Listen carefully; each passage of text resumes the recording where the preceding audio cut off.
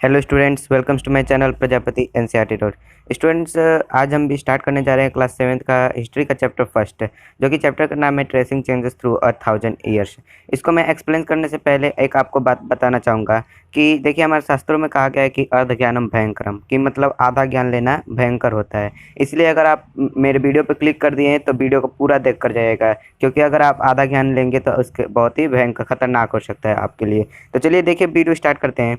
Chapter का नाम है कि tracing changes through 1000 years, means कि 1000 सालों से हो रहे चेंजेस को, परिवर्तन को पता करना। ट्रेसिंग मीन्स पता करना, चेंजेस मीन्स परिवर्तन, थ्रू मंथ्स द्वारा, और 1000 ईयर्स मीन्स 1 सालों से, 1 सालों से हो रहे परिवर्तनों को पता करना इस चैप्टर में हम पढ़ने जा रहे हैं। देखिए, इस आपका क्लास 7th है तो क्लास 7th की हिस्ट्री जो भी आप पढ़ोगे तो ज़्यादातर आपको मिडवल पीरियड के बारे में ही देगा, मतलब 800 से 1800 के 800 से 1800 सी के बारे में ही, इन्हीं सब डेट के बारे में ही बताएगा। ज़्यादातर इन्हीं सब के डेट में जो भी हुआ वो बताएगा, ठीक है। तो मतलब इसमें भी हम वही पढ़ेंगे कि 800 से 1820 में जो भी चेंजेस ज़्यादातर हुए वो भी वही हम बात करेंगे।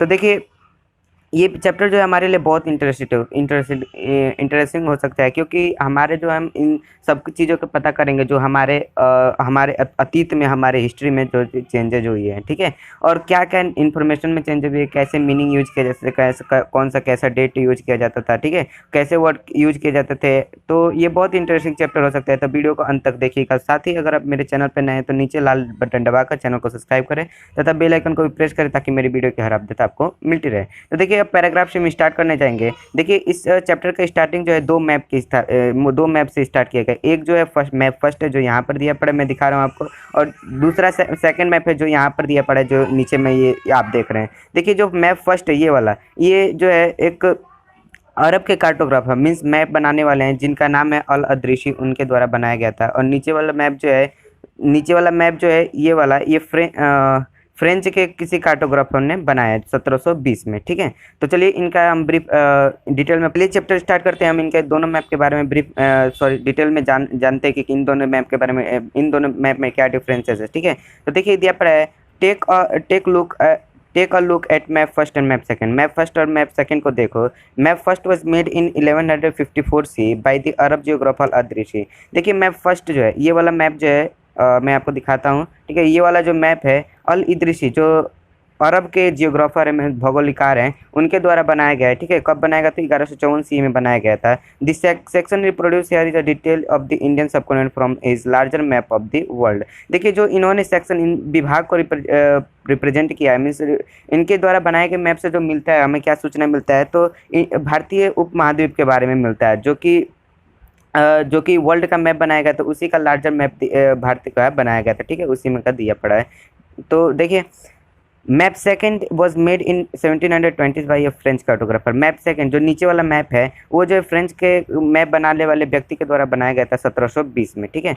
दी two maps are quite different even though they are of same area. देखिए, दोनों मैप भारत के ही हैं, तो मतलब सेम एरिया के ही होंगे, ठीक है, और सेम एरिया के होंगे, तो दोनों कह रहे हैं कि दोनों मैप इक्वल एरिया के, मतलब इक्वल क्षेत्र होने के बावजूद भी दोनों में क्या है, कुछ डिफरेंसेस है, मतलब बहुत सारे कुछ डिफरेंसेस है। इन ऑल दृश्य map south India is where we expect to find north India and Sri Lanka is the island at the top. देखिए, क्या कह रहा है कि इस फर्स्ट मैप में जो अल इदृशी द्वारा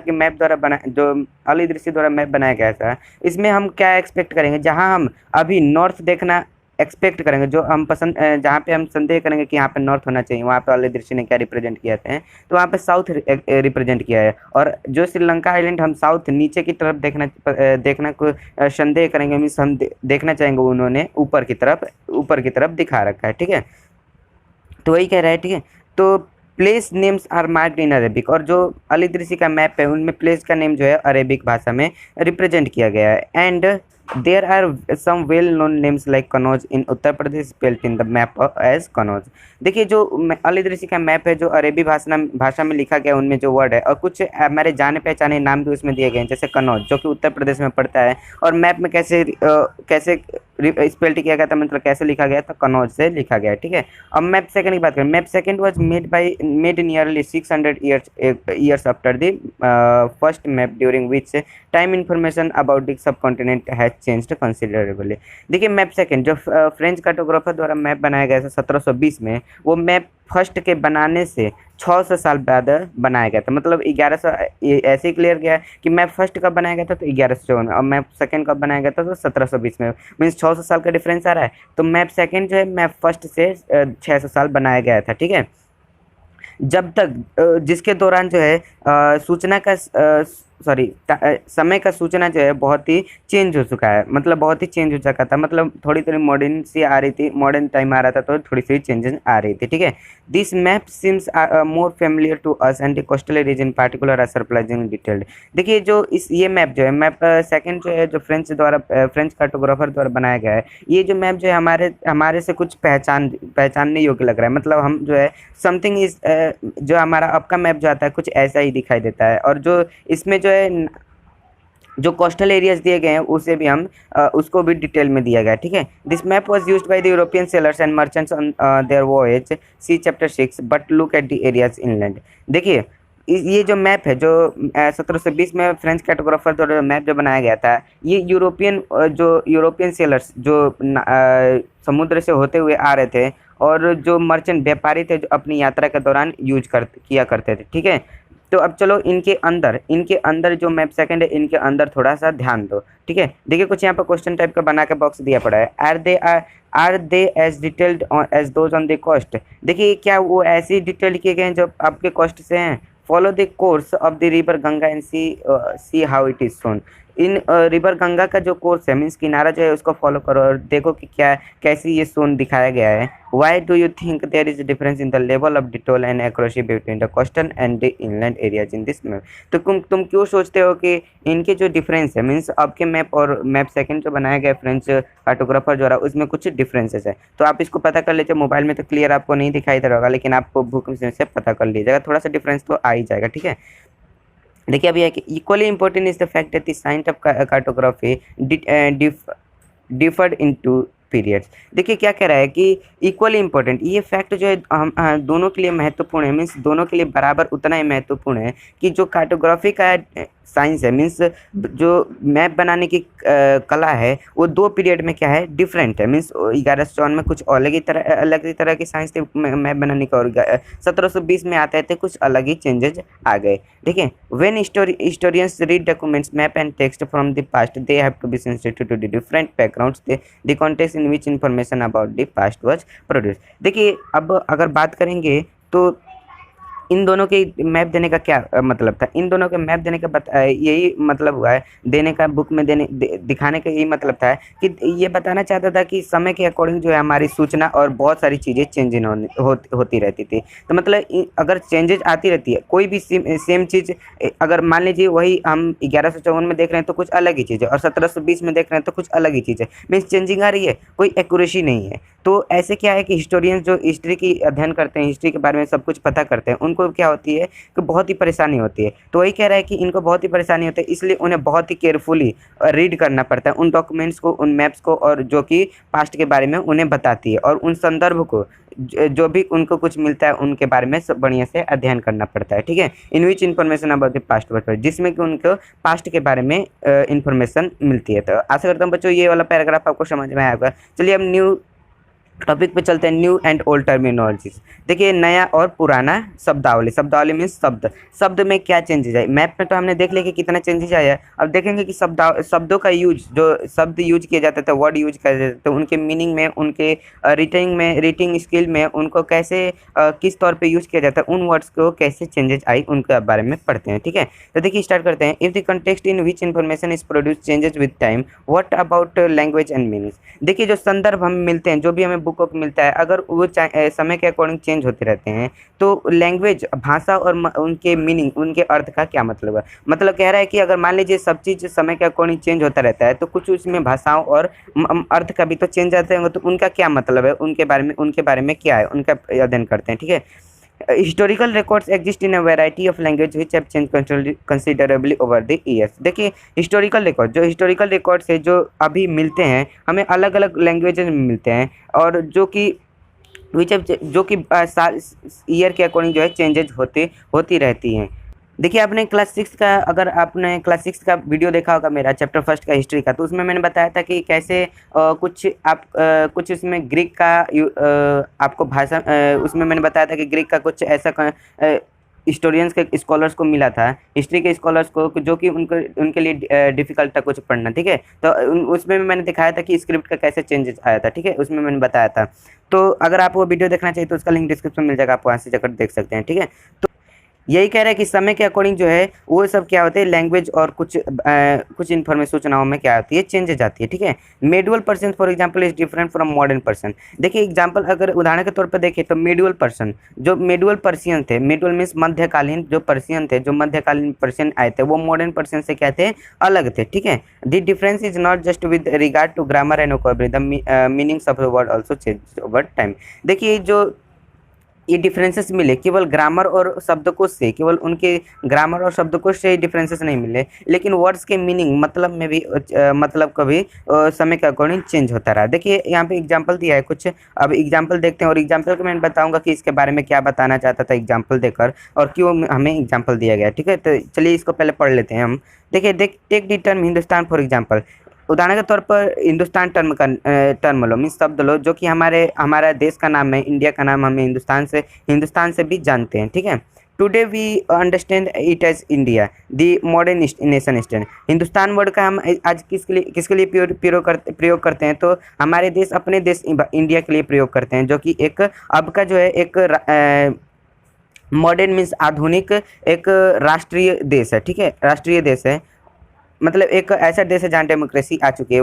When the term was used in the 19th century by Minhaj-e-Siraj, a chronicler who wrote in Persian, he meant the areas of Punjab, Haryana and the lands between the Ganga and Yamuna। देखिए Hindustan word का अब तो हम अपने देश के लिए use करें, लेकिन मिन्हाज-ए-सिराज जो 13th सेंचुरी का एक इस क्रॉनिकल में इतिहासकार था, वो जो लिखने वाला था, जिसने अपने पर्शियन लैंग्वेज में लिखा था, उसका हिंदुस्तान वर्ड लिखने का क्या मतलब था, तो उसने हिंदुस्तान वर्ड से कुछ लैंड्स को बताता था, जिसको कौन कौन से, तो पंजाब, हरियाणा और गंगा और यमुना के प्लेन जो थे, उनको दर्शाने के लिए, उनको बताने के लिए वो हिंदुस्तान वर्ड का यूज किया करता था, ठीक है। He used the term in a political sense for lands that were part of the dominions of the Delhi सल्तनत।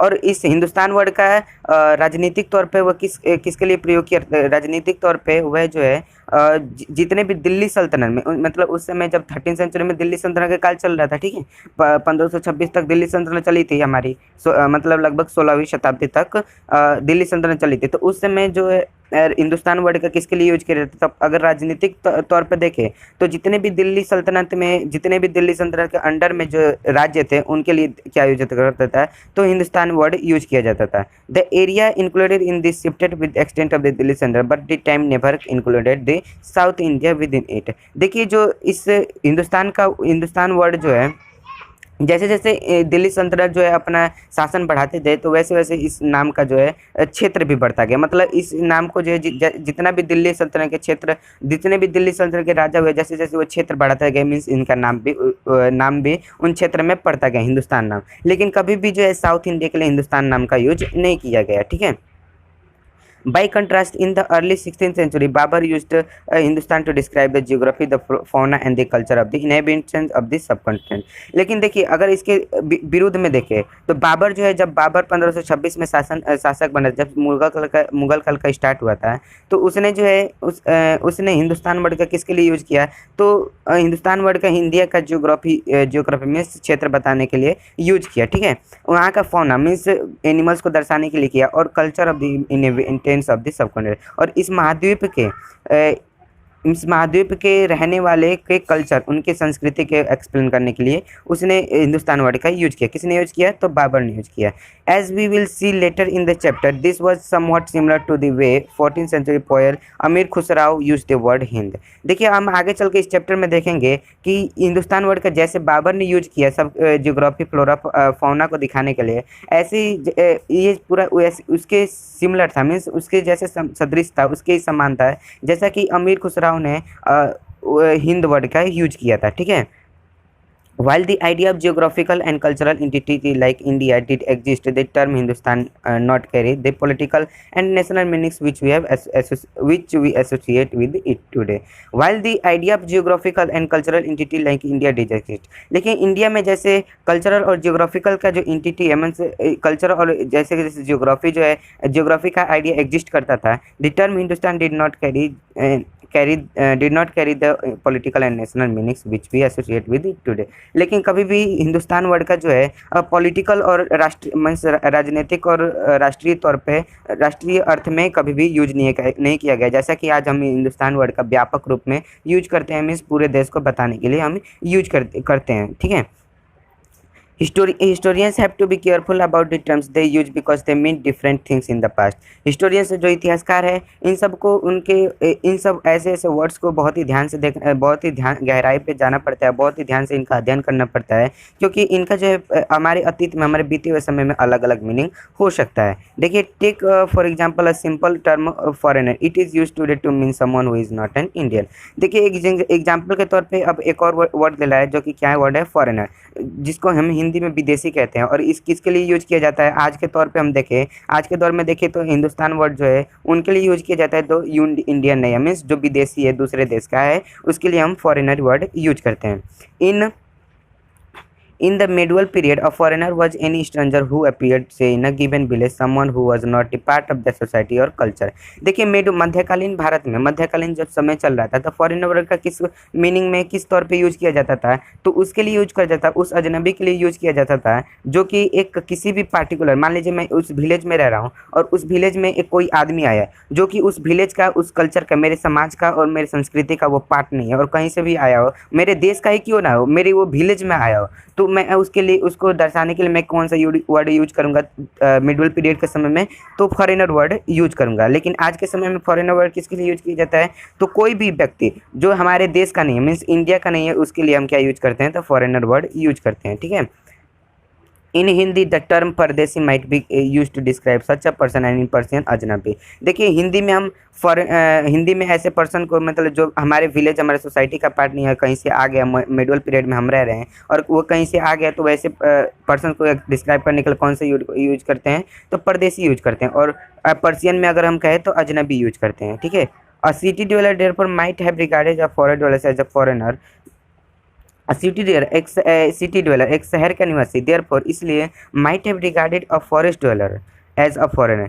तो एक शहर में रहने वाला व्यक्ति मतलब एक शहर में रहने वाला व्यक्ति अगर कोई जंगल में रहने वाला व्यक्ति है तो उसको क्या है, वो उसके लिए क्या वर्ड यूज कर सकता है, मतलब फॉरेनर वर्ड यूज कर सकता है। But two peasants living the same village were not foreigner to each other. लेकिन अगर दो किसान हैं, अगर एक ही विलेज में रह रहे हैं तो अपने आप के लिए क्या है, फॉरेनर वर्ड यूज नहीं करेंगे even though they may have the different religious और कास्ट बैकग्राउंड।